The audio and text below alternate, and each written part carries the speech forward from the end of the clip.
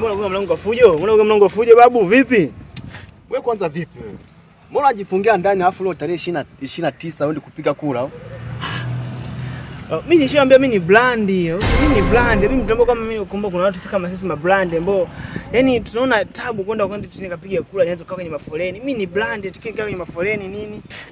Nianze kupiga timu napiga masaini mwisho siku napata jasho nini? Bwana mimi kama vipi mje niwaambie waje mletee vitu kupiga kura nyumbani.